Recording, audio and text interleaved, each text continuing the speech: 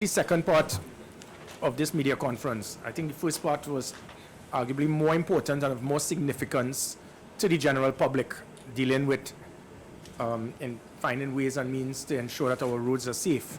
Unfortunately, we have to go to the second part to deal with just clarification of certain matters. And unfortunately, Trinidad and Tobago, we love bacchanal, we love gossip, we love to give false, misleading information. Unfortunately, these things can affect the image of the Trinidad and Tobago Police Service. I know I'm a very good-looking person, but it seems that the three daily newspapers and the media, they love to have front-page photographs and stories about Gary Griffith. I am not myself and my family, we are not the Kardashians. It seems that every single thing we see, everything we do, what we wear, where we go, it seems to be something of substance. Fair enough. But when it comes to trying to affect the image of the Trinidad and Tobago Police Service, I would be forced to give clarification on certain matters. Recall that a week before the local government election, the Trinidad and Tobago Express instead decided to put 4 front-page stories in 7 days prior to the local government election in an attempt to slander and undermine me in those 7 days. Now, that mission fell flat. It failed, and the nation, they saw through it.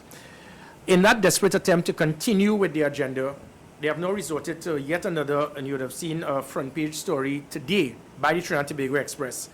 It is really a disgusting attempt to cover the tracks of what has been exposed by the same deceased Mr. Skeet.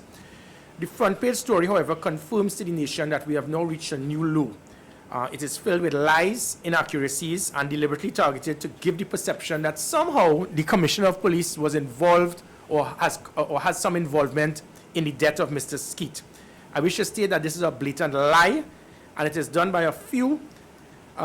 And unfortunately, they don't even realize that when you have this deliberate, selfish agenda, these things affects our nation internationally, regardless of the fact. This is not a weekly tacky tabloid. This is a daily newspaper.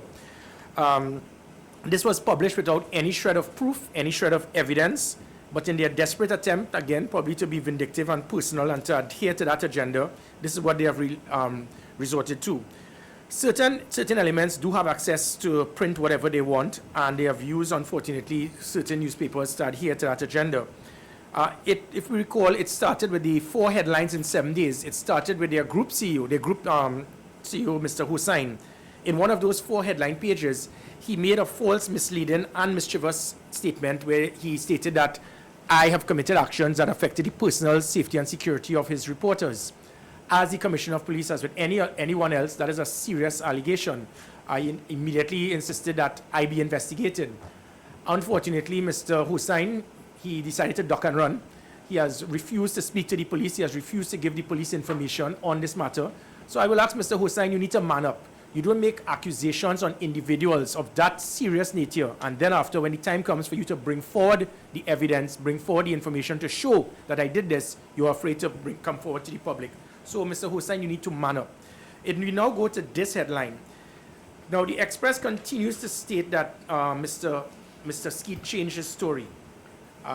He says that I threatened him. Now, again, I wish to state that that is a lie. Up until this time, we have absolutely nothing to show that Mr. Skeet said that. And I'll give the media an example. If I make a statement pertaining to what a third party says, that is not the statement of the third party. So individuals who may be in the police service, who have a deliberate agenda, decided to write something in the station diary, that doesn't mean the individual said it. A member of the media decides to write a story of what someone said, that doesn't mean the individual said it. So when they continue to use that road march chant that he changed his story, you can't change something that was never there in the first place. The only confirmation we have from deceased Mr. Skeet is that he did a sworn affidavit to confirm that at no time anything that was stated by the Express was accurate or what was put in the station diary. Again, there will be a few questionable actions that took place in that station diary. And again, as I stated, there's no recording, there's nothing from Mr. Skeet pertaining to this.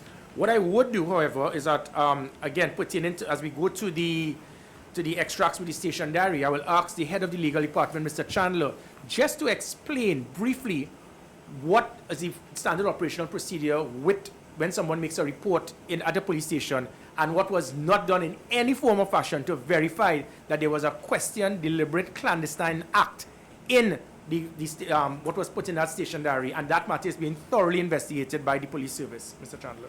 Thank you, Commissioner. Good morning, everyone. All right, so it's simple. A report is made. Once a report is made, something of that nature, one of the first things that should be done is that person, that civilian, should be issued with a receipt. And that, in this case, we have no evidence that that was done.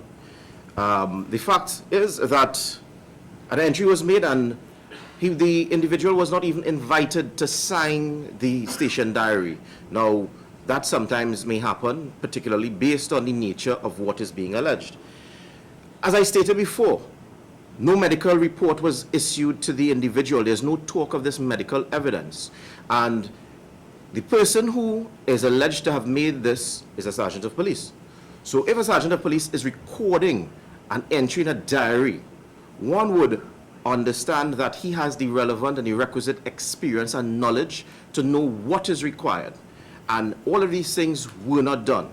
And we must also consider the days, as I said, the days that the entries were made. That entry that was published on the 24th, that was made the day after.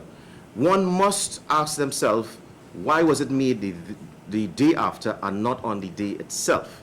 Apart from that, the fact of the matter is that the individual was not even taken to seek medical attention. If it is that this individual is making a report, particularly of a battery, right, of some force being inflicted upon him, it was for the police officer taking that report to make sure that that person was taken to seek medical attention, particularly when they were in the custody of the police at that point in time. So they ought to have done that, and that was not done. And hence, an investigation would have started. Now, I want to say that on all those points I've just spoken about, there's also the issue of the inconsistencies, because it was published that the commissioner choked me, but yet you have where you're saying on the opposite side, in the same report, that he's saying a big sort man is the man that choked me, the man that cuffed me in my belly. So what is the real story? And then now we have today's article with different stories again, and talking about the contradictions between what was alleged initially and the recanting of this story. And let me just say, and again, that we have from the allegation being made in June, July, they have reported that an investigation was being conducted. So from July to now, is it that police officers investigating this were unable to record a statement or to gather enough evidence? That is just incredible and unbelievable. And this is nothing more than a particular journalist and a particular media house hell-bent on pursuing, on going down a road of tainting the commissioner's name and the institution of the TTPS. But I'll say enough is enough. The commissioner has been quite patient in not wanting to just run to the court to seek legal redress, but I will say that it is imminent now, and I want to leave you all with that. Thank you. And again, as I stated, that what was placed in that whole action of the activities by the individuals at the Western Division, this is an ongoing investigation, because these individuals, some of them, in that Western Division, there were reports of several of them being involved in aiding and abetting with criminal elements. They had drug blocks. They were using police vehicles to assist criminal elements. We have reports from the SIU, the PC, the Police Complaint Authority, has investigation on some of these individuals. So, and all you have to do is just look at this style, and something is written, and a photograph is taken on a station diary, which is supposed to be confidential, and then given immediately to a member of the media. It reeks of a clandestine plan, and it fits hand in hand with exactly what Mr. Skeet has stated. As I said, it is expected that rogue elements in the police service, I know the media will ask, well, if it is we are aware of this, why don't we take disciplinary action? There's a difference between intelligence and evidence. At times, if we have enough intelligence to verify police officers are involved in a lot of questionable activity in certain areas, we try to move them away from the situation of what they are involved in. And it has worked. But they will definitely continue to try to discredit and undermine me because I am affecting their business and their trade. They expressed in their desperation to support some involved in this plot They have now stated that some of these individuals have been transferred. The answer is yes, because some of these individuals have been accused by Mr. Skeet of being involved in conspiracy to undermine, discredit, and bring down the sitting commissioner of police. These are members of the Trinidad and Tobago Police Service and members of the media. Unfortunately, they fell into a trap, and it seems that they have been running scared. Mr. Skeet was an informant for me. He revealed everything that certain persons in the media and officers were doing, stating that they were boasting about a committee being formed to bring me down. So, as I stated, the Express front page is filled with lies. It never made any statement about me, about Mr. Skeet planning to alter his story. So they put this, but they're not showing where Mr. Skeet said it. These individuals, they told Mr. Skeet that they were willing to pay him $50,000. We have police officers who are meeting with Mr. Skeet constantly on this. Unfortunately, they even tried to pull in the DPP in this matter. We have the messages sent to Mr. Skeet by the police officer stating that the DPP is fully involved in this orchestrated plot and that he is on board. So Mr. Skeet needs to come on board as well. All of this, unfortunately, it was a lie. Unfortunately, the DPP's name has been brought into something that he has no knowledge about. We have text messages of all of these matters.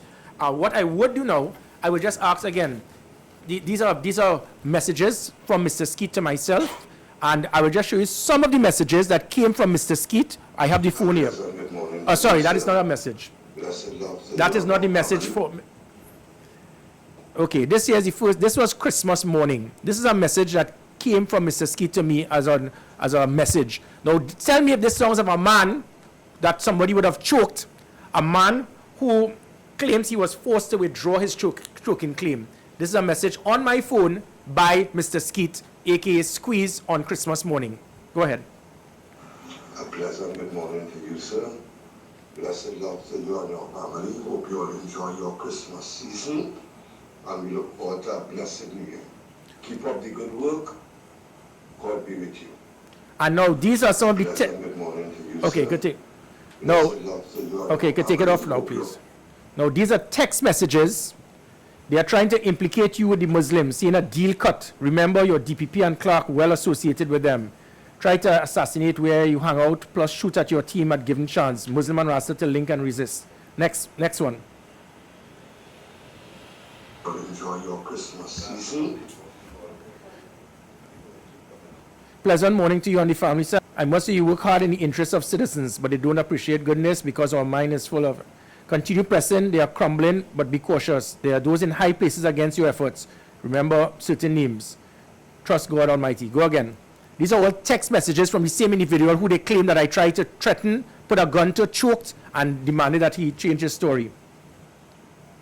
For report, Western Division arrested a Venezuelan national, which is now represented by an attorney. Western Division corrupt. Western Division corrupt. This happened last Thursday. Go again. You missed one. Let me go back. For report. Okay, go ahead. Need to meet with you. Orchestrate properly on moves to get weapons and the clowns. Their demise plus of the same cleanup. TTPS, most important. They play a crucial role. 1 meter is all we need, sir, so I can work with confidence. Ready to serve. Go ahead. Progress is made. Word in the streets changing. People are becoming dependent on your aggression towards crime. Keep talking. Show status. Keep driving the energy that defines Gary Griffith and his team. Gary Griffith, with the help of God Almighty. This is a man that Dennis Wren and certain police officers claim that I choked, by the way. Go ahead. Conspiracy committee large and active. This is from the man that claimed that Dennis Wren and certain officers claimed that I threatened and I choked. Keep going. They made contact again. That being the conspirators. Want to meet desperate. He said speak to you and he would put all mechanisms in place. That is one of my officers that have been working with Mr. Skeet because we were planning to have a sting operation to apprehend the police officers who were planning to pay Mr. Skeet $50,000 to change his story. Well, once we gather proper, they are dead to bury. Evidence of lies and conspiracy will be produced. This is from the man that Dennis Wren and officers stated that I threatened and I choked. Well, once you gather, these people out of control need to enforce the law and crew. Let your presence be felt. Okay, change that fast. We don't know names as yet. Going to expose them all. They will know who's got it. Good day, sir. Yes, they are. Cash for info. I told them in the midweek. They asked for cash, $50,000. And coming from the man who claimed, who Dennis Wren and a few police officers claimed that I threatened. Good. Going to expose. Wait, go back, please. Going to expose them all. They will know who is Gary and Sword. Good day, sir. Yes, they are. Go ahead.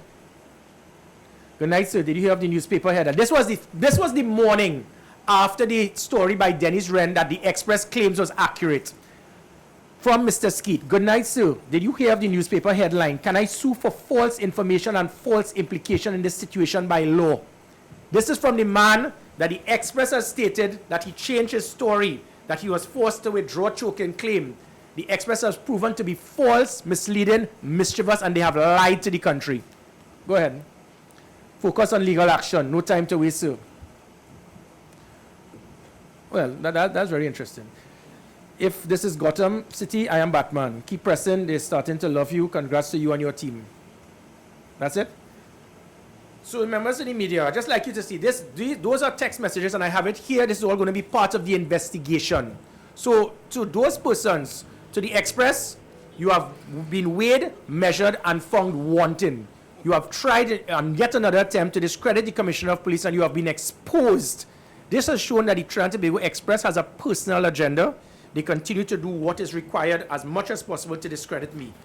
I will now ask Mr. Forde just to also explain the situation of how we, even though Mr. Skeet had some questionable activities, every single citizen of this country, we hold in high regard to ensure that they are protected. Information was brought to our attention, and the DCP Forde, who's in charge of operations, was fully aware of some important pieces of intelligence and what we did, what was received, and what was done to assist Mr. Skeet, which shows total contrast to the false, misleading, and mischievous stories by the Trinidad and Tobago Express. Mr. Forde. Yeah, thank you, sir. Yeah, pleasant morning, ladies and gentlemen, members on the Facebook and our social media platforms. I recall that on Saturday, 21st of this month, a gentleman by the name of Mr. Akil Gibson of Cocorit was shot. I got a notification on my phone about that shooting. I didn't know who had done the shooting, but on the following morning, the Sunday morning, Mr. Gibson passed away. Mr. Gibson, from our intelligence information, was a member of what we call the Muslim gang in Cocorit. Information came that members of that organization, that gang, was plotting to kill Mr. Skeet. As police officers, we have a duty of care.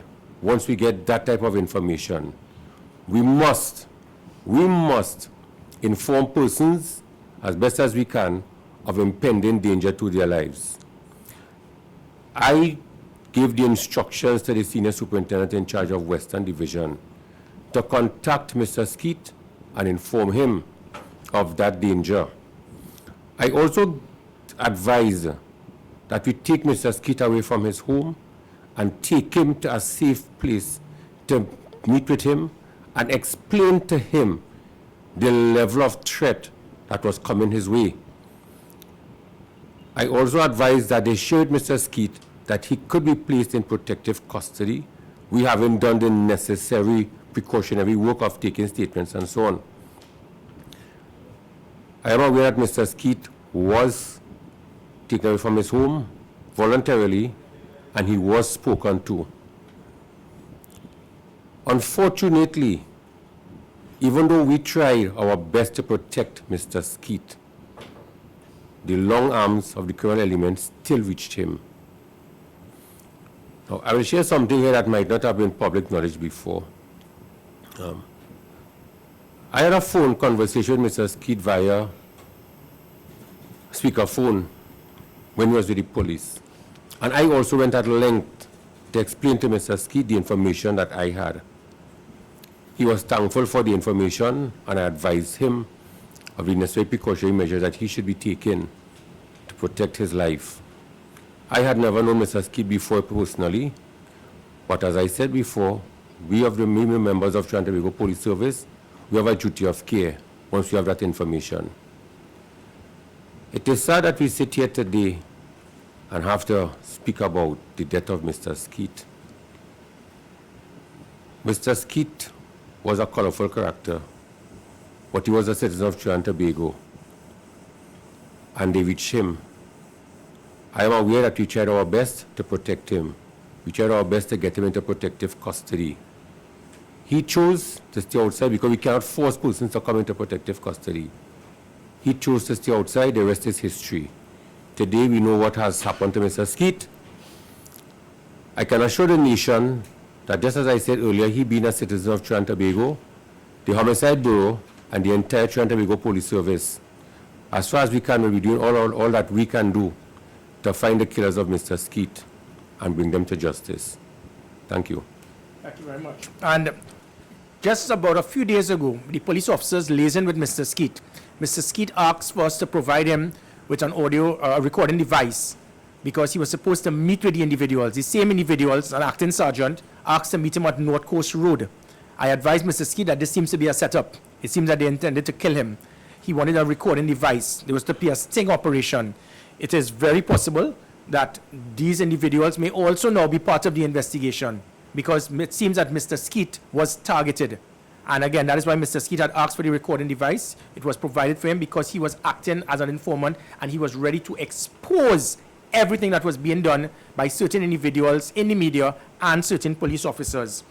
As I stated, it is clear that the Trinidad and Tobago Express, they have an agenda. It is to undermine and bring me down at all costs. It seems to be desperation at the highest level.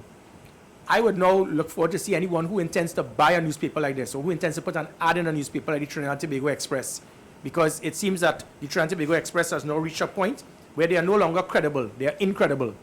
It seems that they are very anti-police, and it seems that they are anti-commissioner of police. The Trinidad and Tobago Express spends more time in their editorial attacking me than they spend any time speaking about the criminal elements in this country.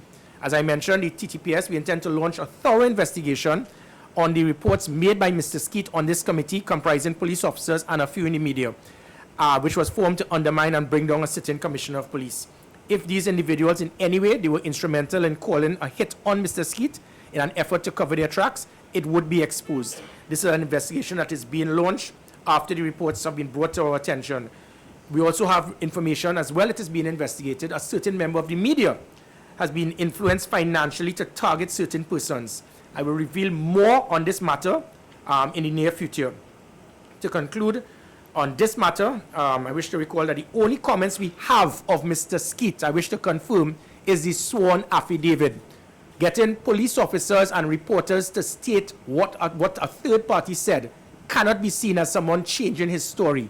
There's no recording, there's no statement, and as Mr. Chandler stated, after 4 months, you never had Mr. Skeet sign because Mr. Skeet, as you see in this here, Mr. Skeet has said it clearly that this was an orchestrated attempt to bring me down. He was playing their hands, he was setting them up, and they were going to be exposed. The Trinidad and Tobago Police Service, I am aware there would be persons who have a problem with Gary Griffith because if it is I step on toes, I affect drug blocks, I affect police officers involved in criminal activities, they would act, they would respond. But there will come a time when an individual must stand up for the country. I will do so. The second matter has to do with, and again, this is just for information purposes. I have seen in 2 other daily newspapers, blows for Gary. And but what is interesting, blows for Gary by one individual out of 1.3 million. So Mr. Criminologist, Mr. Daniel Figueroa, all of a sudden, a man who holds no position, no authority, no position of authority or strategy in any post in this country, becomes someone so prominent, so important in the eyes of the Guardian and the Newsday that this becomes a front page story to say blows for Gary. So one person out of 1.3 million, the Newsday and the Guardian sees it fit that this individual is so well qualified. I wish to clarify with the media as well. When I meet with chiefs of police internationally, they laugh at us. They say that the media feels that when it is we need to deal with any matter with policing or law enforcement, you go to a criminologist. Just to educate the media, a criminologist has no training, qualification, or experience in law enforcement, in tactics, in strategy, in technology, in policy building. The criminologists, their role and function is to understand the cause of crime. If you listen to Professor Ramesh Jayson recently, he said the same thing. His statement was, I would like to know what are the answers, because he doesn't even know what the questions are.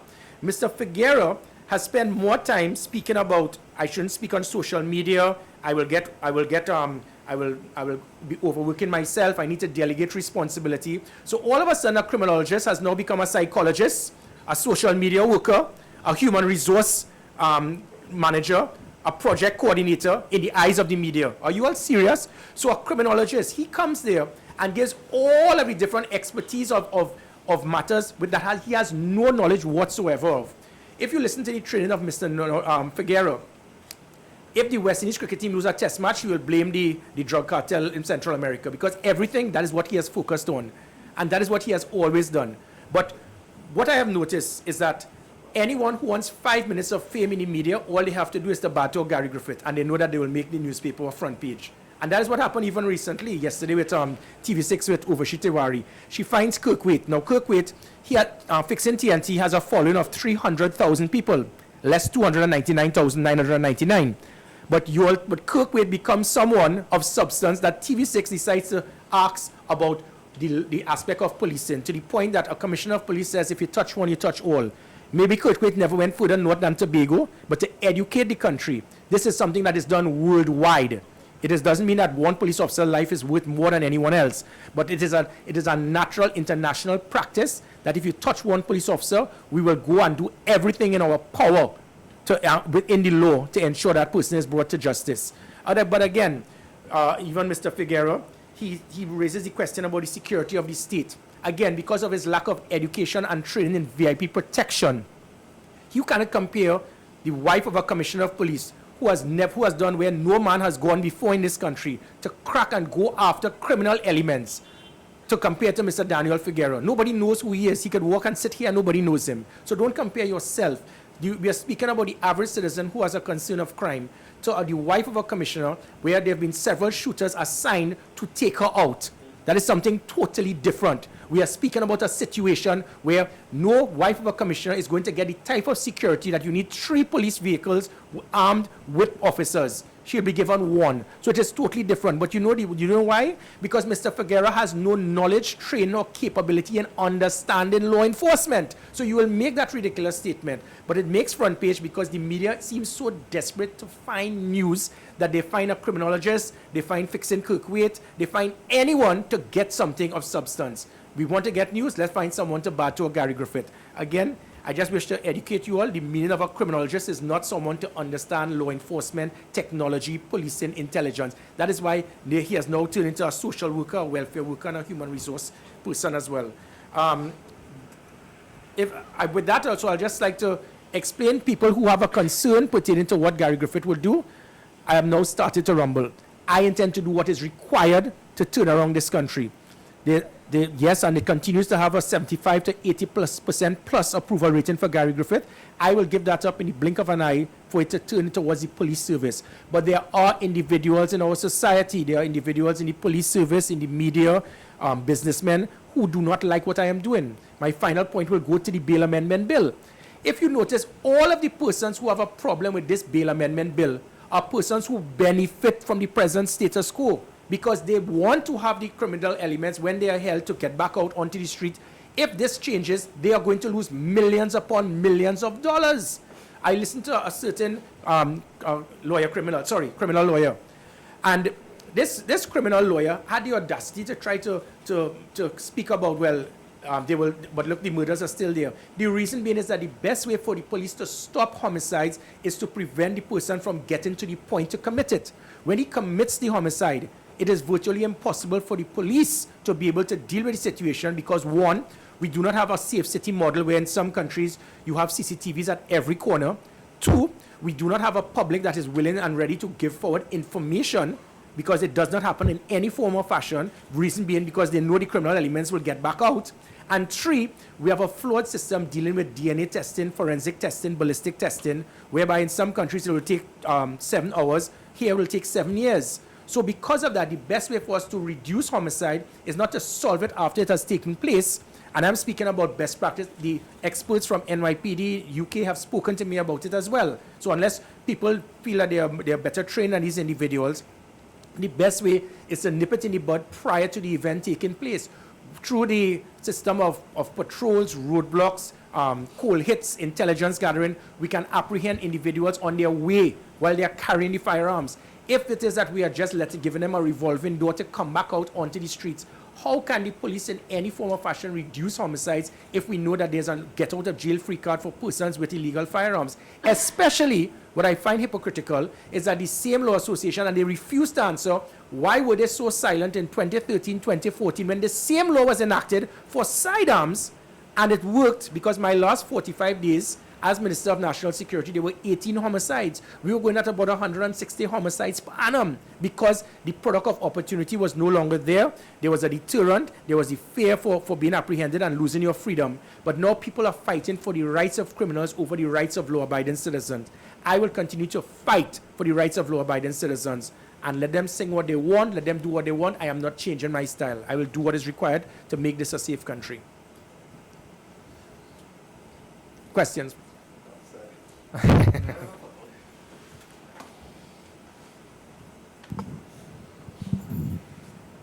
day, Mr. Commissioner. Shane Superville from Newsday here. Quick question.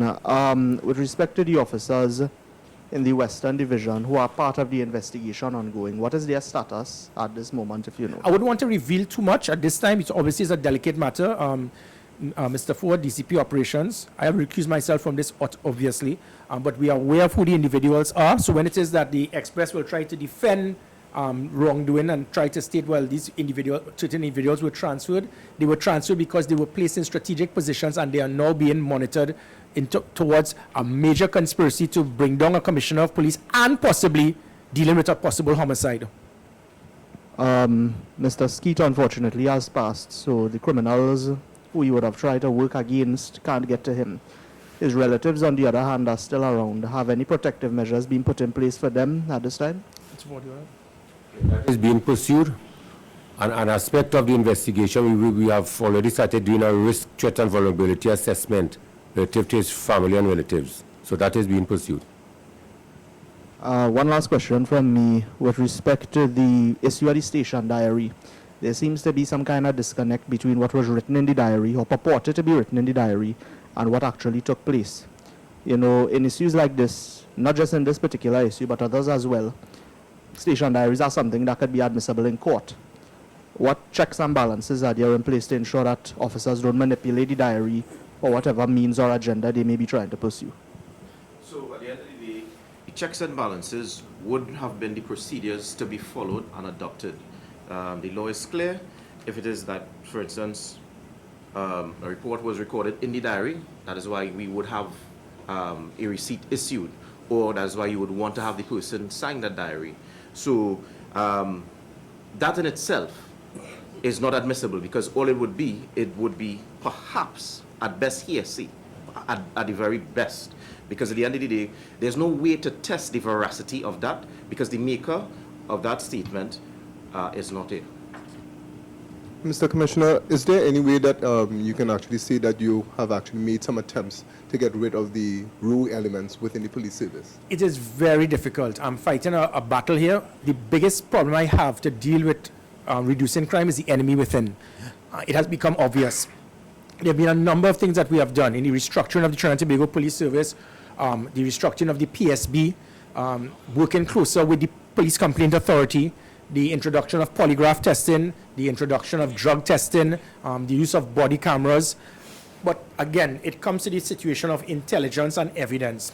And persons would be upset because they will say, well, listen, if it is that you just shift the police officers, you shift the problem.